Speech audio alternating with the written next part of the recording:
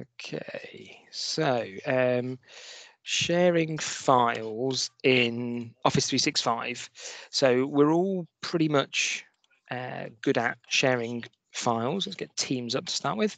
We're all good at, we've got individual files on our OneDrive, and we've got files in our Teams locations as well. So we're all good at being able to share those. So just a quick recap on files that you've got in your OneDrive. In your actual OneDrive folder, you can right click on a file and you can click share, and you get the share panel appear. This is the same as if you're in the web version for OneDrive or on your mobile device, or if you're doing a share of a file within Teams or any other 365. And the panel you get presented with, it's the same concept, but the options that it defaults to and the options you have available vary based on the policy for the organization, for the tenant that you're working within. And this could be varied by the tenants, it could be varied by departments, and varied by different policies. Particular areas might have different types of policies as well. So, it can vary. So the first thing you want to double check is, by default, where are you sharing this? So the default we've got here is you have to specify specific people to share with. But you can click on this button and it will give you the options to change. So the options that are available currently within Office 365 is grayed out for us because our policy doesn't allow this, but anyone with the link. So this is anybody that has that link could access that file. So we can't do that here because we've got a policy that prevents that from a security perspective. But if you chose that link, then you could share that anywhere and everywhere. And people can access those files. So maybe if you're at some sort of a trade fair and you want people to be able to access a file to register their details instead of giving you a physical business card, maybe you've got a file you want people to type details into, or provide feedback outside of the forms application. You could put a link up, and people could visit that link, or you could email it to me. Anybody could use that. They don't have to have a 365 account at all. The next option is people within your organization.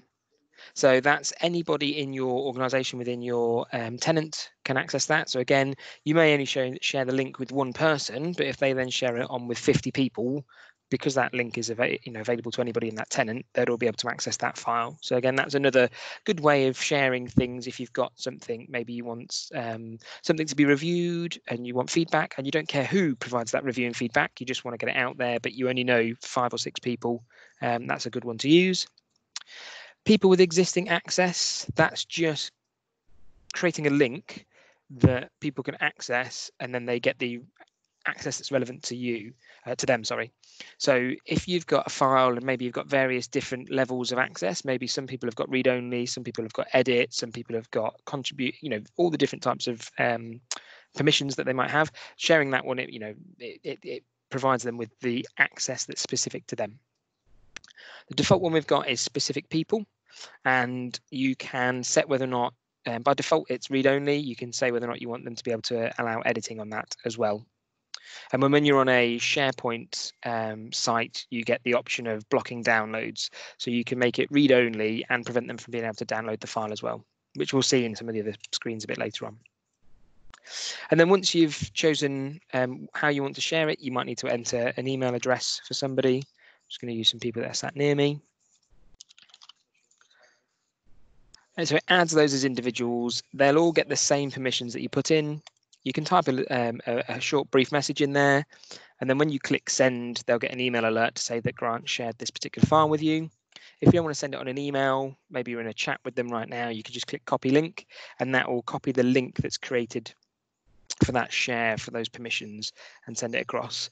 If you want to draft something a bit more formal, you can press Outlook and it'll open that link in an Outlook email, and then you can add some more formatting, add any extra details that you might want to in an Outlook email. And then once you press send, that's done and it's all completed. So that's kind of the generic way of sharing across all the different tools within Office 365. That share panel is pretty, it continues in its theme across all the different applications. Where it gets a bit more complicated is when you go into SharePoint. So this is my testing website. It's got one of the longest names possible because I was trying to break the character limit. But this file structure here. So in my documents, so this SharePoint site has a Teams site attached to it. So there's a number of files and folders that I've created from my Teams site. So I can view this all within Teams, but I'm just showing you within SharePoint because this is where you can get into the detail behind the file sharing permissions. So I've got this test file at the bottom here, and I've already assigned a number of permissions to that file. By default, every file that gets created in a SharePoint site has the permissions of that SharePoint. So by default, you get an owners group, a members group, and a visitors group for that. So I'll talk about that in a bit more detail later on. But by default, every file and folder gets those permissions straight out the bat. Now, if I select that one individual file, you can also select an individual folder as well. Up here in the top right, you can view the details pane. There's other ways to open it as well, but this is how I do it. And when you get the details pane, you get details about that particular file. I'm going to manage access. I can see at a glance that there is quite a lot of sharing on here. But if I go into manage access, this then gives me specific details about this file.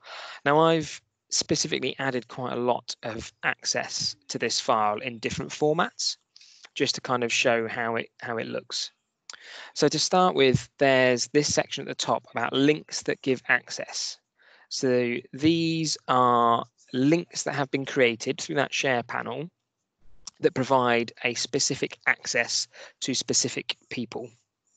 So this link here that I created allows these people that are listed to view only. So they can view and download the file. So this has got Phil as the person that's got the access at the moment, and I can add more people. So if I click on the three dots, I can add extra people in. And this link in here will only work for these people, and it provides them the view permissions for that file. So if I come back to the next level, this link here that I've created, Paula has access to this link at the moment, and Paula has view only. She can't download the file because I selected the no download option. So if I click on those three dots, you can see here, this is the link. These are the people that have got access. I can add more people to that link. And it's currently got download block turned on. And then this last one, Chris has got access to this one, and this is an edit link. So this link allows these people edit rights to that file. And the reason that you have all these different links is because you might have different reasons for people needing access to that content: view only with no download, and edit rights. And if you want to add people to them, you've got to manually come along and add them all in individually, which is one way of doing it. The other way you can do it is you can provide direct access to that particular file, so they could navigate through to this file without having to use these specific links. Or maybe they've got a shortcut to it from a web browser or within a Teams site. And the direct access, as I mentioned before, this has access for the owners. So you can see the little pop-up at the very end, it's got the owners. So all the people that belong in that group for owners have owner access rights, which is pretty much full access rights. The next one I'm going to talk about is members. So you see at the end of that pop-up, it's got the word members. So by default, members of that SharePoint or that team have got edit rights. And then the last one that's by default is visitors. So that's if this site was a public site and people could visit, they would have read access to those files. And then I've got some other groups that I've created for various reasons, which we'll go into detail about how you can create those as well. And then I've also got I've added Chris as an example to be able to access that file directly. So Chris doesn't need to use a particular link. He can just navigate to this file and access it. So you can see already it's becoming quite complicated. You've got a number of different links that have been created for specific people with specific rights, plus these direct access links as well. And if, for example, Phil wanted to share this file with somebody else, he might forward this link onto them, and they wouldn't be able to access with that link. They'd get a, you don't have permissions to access it. They'd get the option to write a message, and then you could provide access to that file as well. So all of this is all within this manage access section, and you can, remove access, particular links. You can stop sharing everything. So if I click that stop sharing, it remove all the non-standard links that have been added on and direct access. If I click on advanced, that takes us one step further into managing the permissions of that individual file. So this is now showing us the those direct access groups and objects. So you can manage these individually, so you can remove those individuals or the groups, and you can also change those permissions. So if you perhaps wanted to change the permission somebody has, you can do that through this screen as well. So one of the things that we started to realize, and if anybody's got a background of managing access to things through Active Directory and security groups, adding people individually can become quite burdensome. So if I just close this one down, so as you can see here, this one file has got 3, 6, 9, nearly 12 individual line items of sharing it, and that can soon become unmanageable if you're sharing multiple files with multiple places all over. So you might want to consider having groups that you create that allow you to automatically manage the access to those files and folders. So obviously the easiest way to give people access is in Teams, for example. So this is the team it belongs to, my testing group, is I could add somebody to my team. So I could add people to this team and they automatically get access to those files and folders that exist within that team. Pretty straightforward. I don't have to worry about adding them at individual files and folder levels. But perhaps you want to add people to have access to the files or folders, but you don't want them to be able to view the content that's in your Teams chat area, or maybe you only want them to have access to a certain level of the files and folders. Pop that out of the way. And this is where groups comes into a really useful way of managing things. And there's kind of two ways of thinking about those, two types of groups to think about. The first type of a group is a group that you can create on your SharePoint. So it's a SharePoint group, and you can add in individual people or other groups that exist. And then you only need to say add, so if you created a group that was called collaboration group and it had read-only access, you could add in individuals to that group. And if you've set the collaboration group at the highest level, it would automatically provide them with read access to everything. Or you could just apply it at individual folder level or file level as you needed to in that screen. And there's a good way of managing it, because you can go into site permissions. So I just went up onto the cog in the top right on my SharePoint site. And then in site permissions, by default, it's showing me what the permissions are of the groups that exist. So site owners, as I said, have full control, members have edit permissions, and visitors, I've removed their permissions. But if you go into the advanced permission setting just here, this will then load up that screen that we saw briefly earlier with the different groups. And you can create a group, and this group is a SharePoint group, as I said, that is unique to this SharePoint site. So let's create a new group. I've clicked create group, and you get presented with a few sections to fill in. So let's call this the collaboration group. You could put a description in there about what this group's purpose is if you needed to. The group owner is automatically set to yourself. You can change this to somebody else. You can only have one group owner, but you can set a group as the group owner.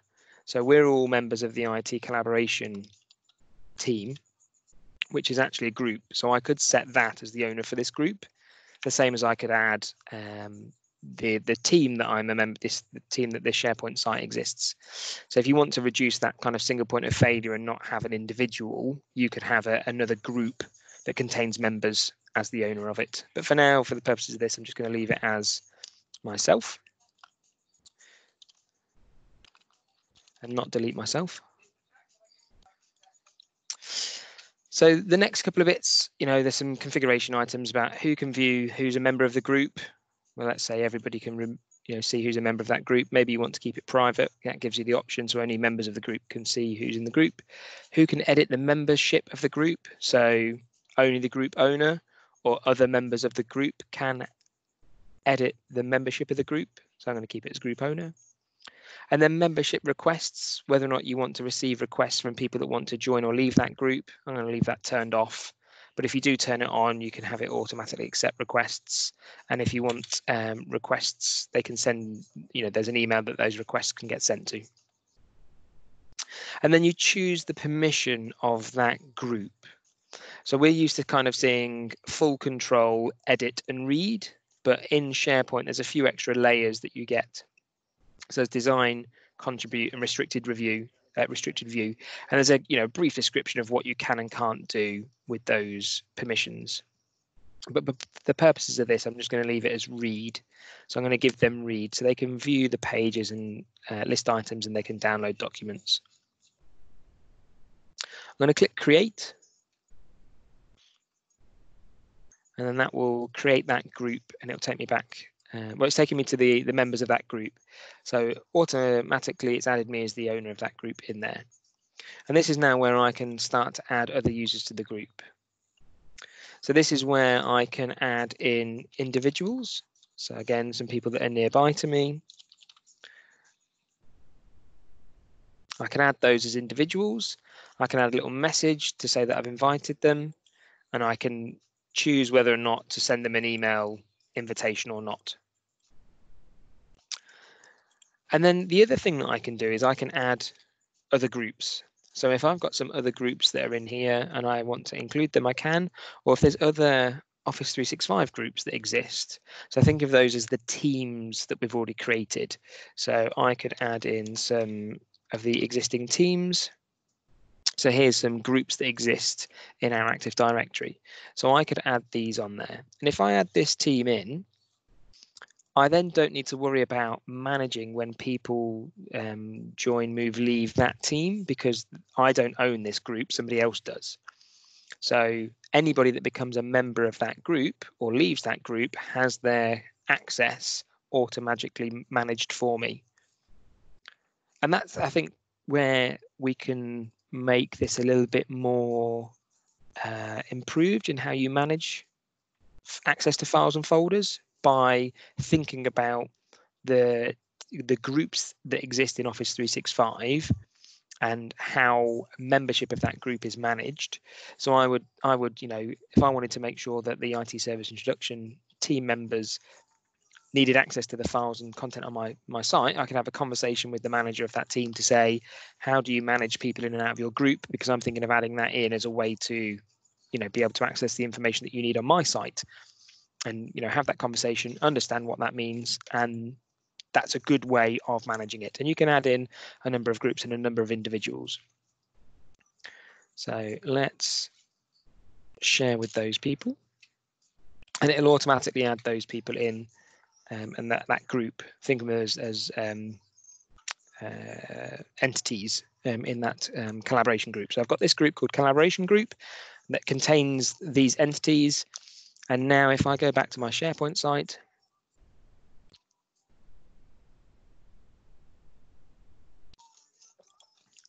go into my documents, and then go to a particular file or folder.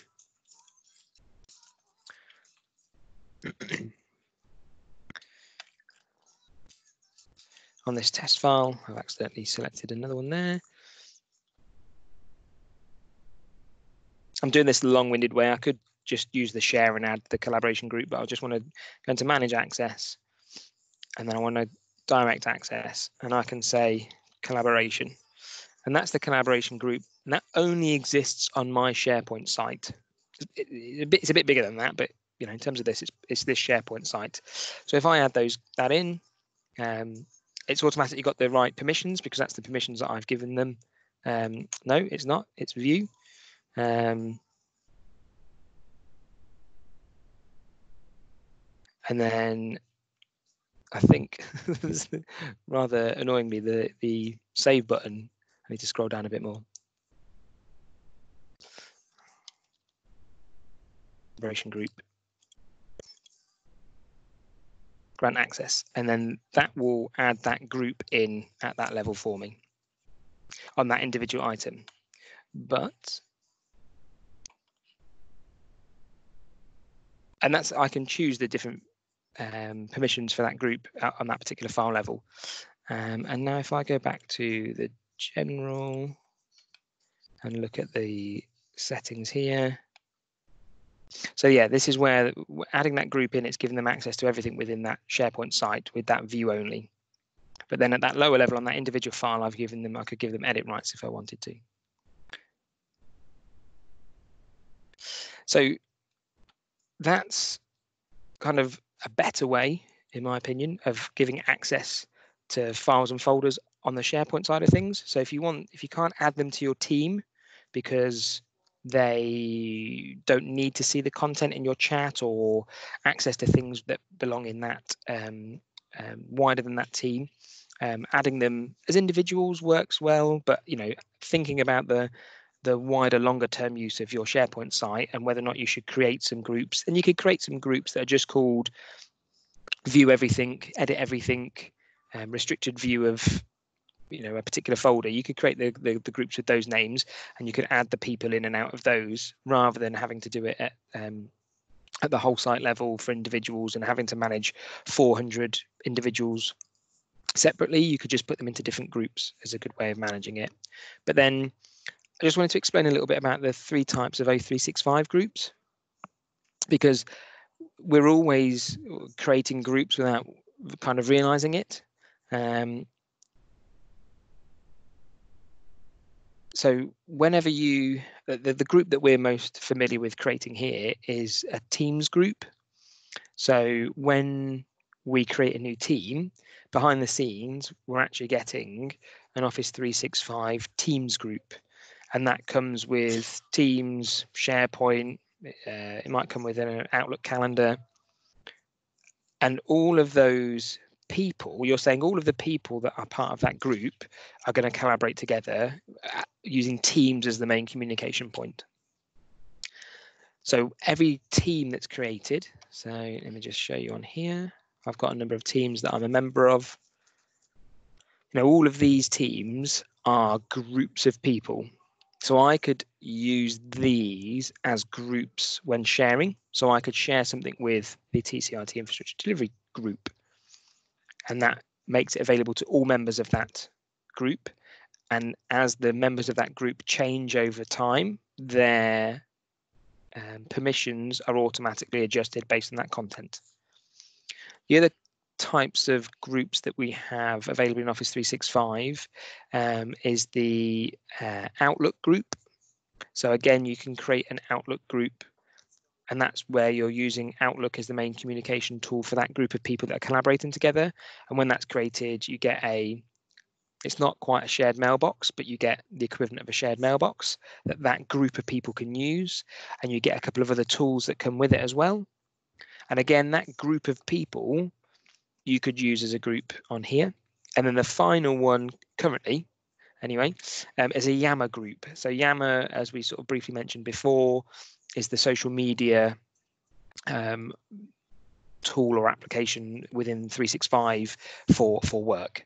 And when you create a Yammer group, you get a Yammer I think you get a Yammer site, you get a Yammer feed that's created, and that group, the members of that group have certain permissions in that Yammer feed. But again, that's another group that you could use as a way of managing and sharing information with. And I know I've spent quite a bit of time in SharePoint. That's because that's where there is quite a lot of the configuration that happens.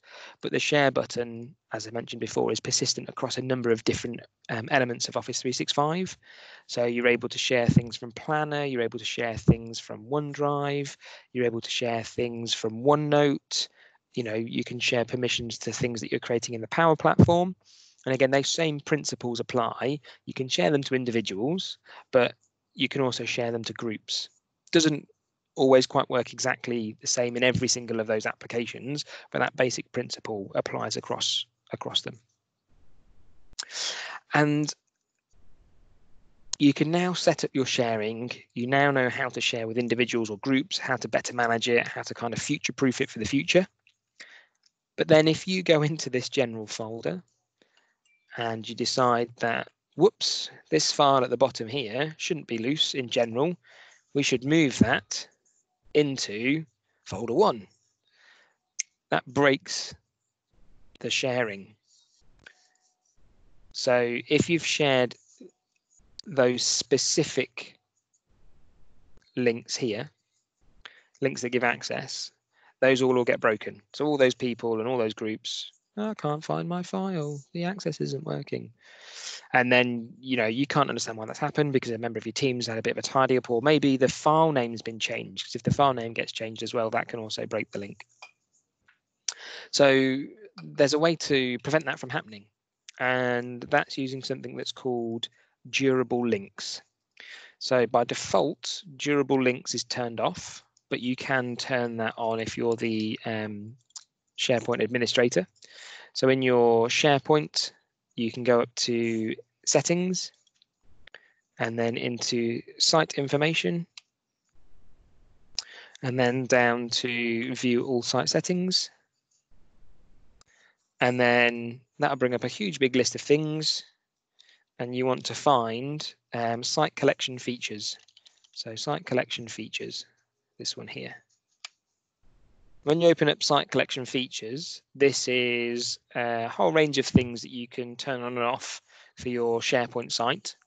And again, this is more of an advanced session. It could get even more advanced, but it's not going to. And you're looking for this one that's called Document ID Service. And this one assigns bespoke individual IDs to documents, and then it can use that to look up where the document is. So I've turned it on for my site, and if I come back to the documents, I'll show you what that does, so you can tell whether or not something's got a durable link. That's the name given to them.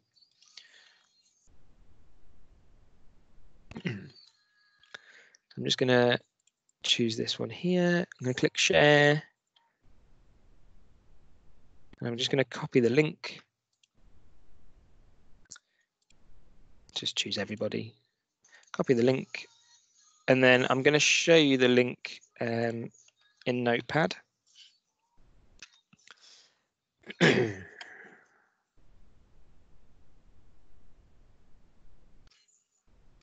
Okay, that didn't go to plan. So share. I think it's because I chose everybody. So let's choose Phil. Copy link. Pop that one in. Okay, that's worked. He says, I tested this out.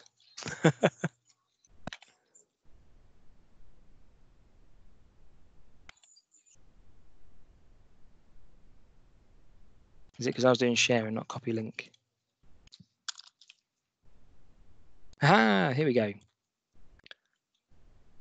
So the link to this file, so I was getting confused with sharing, it's the copy link to the file, has this section at the end here where it says D. So D for Delta equals, and then it's been given this set of characters that is unique to that file. So behind the scenes, SharePoint has created a lookup table, and every single item that's on that SharePoint site has been given a unique ID. And then when somebody comes to look for this file, it's got the file path here. It says go into this, into sites, into that SharePoint site, follow this path. This is the name of the file, and open it. But like I said, if I've moved the file or renamed the file, that'll break. It won't work. So what happens is SharePoint looks up this separate list that it's created automatically behind the scenes that you'd never even need to worry about. And it says, well, I know what the unique ID for this file is. Let me look up where that is on the SharePoint site and then send you to the correct location. So it will just automatically put people, direct them to the correct location. Even if the file's been renamed, it just makes it work. So if, say, maybe somebody's appended the date onto the file name or they've moved it into an archive folder, you can still get to that individual file by following that, but because it uses that durable link behind the scenes, users don't really need to worry themselves with it. But that is one of the things that makes it a lot easier, takes away the pain. So if you're having issues where people are moving things around, renaming files, and links are breaking, permissions are getting broken, going on and enabling durable links, which is the document ID service, is the name in the site collection features. That's a good way of dealing with that. And then there was one last thing that I was going to cover, just a little bit more on durable links. There are some problems, limitations, let's say, with durable links. So some items in SharePoint, durable links don't work on currently. They may never work on, but if there's any calendar items, project lists, task lists, and custom lists, and any non-Office documents, durable links don't work for. So it is quite limited, but it is, in the main, it's most of the content that you'll be using in Office 365 on SharePoint. It's going to be your Office suite. It's hit and miss on PDFs. It sort of does and sort of doesn't work on PDFs. And the durable links only exist within that SharePoint site. So if you were to move this file to another SharePoint site, it's a different lookup table it's using, so it wouldn't work. So if the file got moved from site A to site B, that durable link would get broken and it wouldn't work. But that's probably less likely to happen moving things from one site to another, or it might just be a one-time event where you're maybe doing a migration or a reorg type activity. And then the other thing, if you also do the copy as well, that creates a brand new version of the file. And then I wanted to talk about in terms of sort of sharing files, when you move a file and copy a file, there's a slight nuanced difference. So when you move a file or a folder, it moves everything to do with that file and folder, the entire history of that file from day one. So that's really good because it has all of the audit history, all of the previous versions, all taken with it. When you copy, it just takes that latest version and it creates that as a brand new entity wherever you've copied it to. So just bear that in mind if you're doing something like that. Sometimes doing a copy is exactly what you want to do. You want to have a completely fresh cut. Start, this is the start. This is the new beginning for that particular file. So that's where you'd use copy. Whereas if you want to keep that whole auditable trail, all of that revision history, you'd want to use the move to function. There are a couple of nuances if you've got certain policies in place about data retention and protection. When you do a move to, it keeps a copy in the original place. So it will move the file where you want it to go. It will keep all of that revision and history, but then there'll also be a deleted version of that file in the old place because of the retention policies that can be in place at an organizational level. But that's really quite important. Move takes everything with it, all the metadata, all the history, it's all intact, all nicely bundled together, whereas copy doesn't. Pros and cons of using each, but that's worth pointing out in terms of this. So that kind of covers everything I wanted to get to. I think I'm just going to whiz through my notes to make sure we've covered. It can get quite technical. But I just thought, sharing and collaboration is kind of becoming the very easy thing to do, but making sure that you've got the right access to doing it. So I guess the key takeaways are absolutely share files as and when you need to. And then when you think that those files and folders or your SharePoint site or document repository is going to be accessed by more than one individual or a handful of individuals, that's when you probably want to start thinking about what the sort of the governance and policy will be on how you do that, and creating those groups or using existing groups that exist within the Active Directory as a way of managing that more effectively. That's a really good tip. And then the last thing is that kind of the move and copy, just making sure the move and copy, the differences between them. A good case example of that would be if often we start doing some work on our local machine on our own, and we'll save it to OneDrive. And then once we're happy that it's got to a point in time where the draft is complete, we'd want to then share that with our immediate team. So you'd use the move to function and move it from your OneDrive to the team's SharePoint or the team's site. And that brings all of that revision history along. If you don't want that revision history to be seen by people, you'd use the copy function, and that will just copy the latest version up to that team site. And then perhaps once you've got that document, you've worked and collaborated with your team, and you've got that to a point where you're ready for it to be used more publicly within your organization, or even more publicly with an outside client or an outside vendor. Again, the option to move it and show all that revision and all that audit by using move to, or the copy to erase all of that, is a good way of ensuring you're sharing what you want to share from that point of view. So that covers everything we wanted to talk about today. I'll stop with the recording there, and then if there's any further questions, we can jump into those.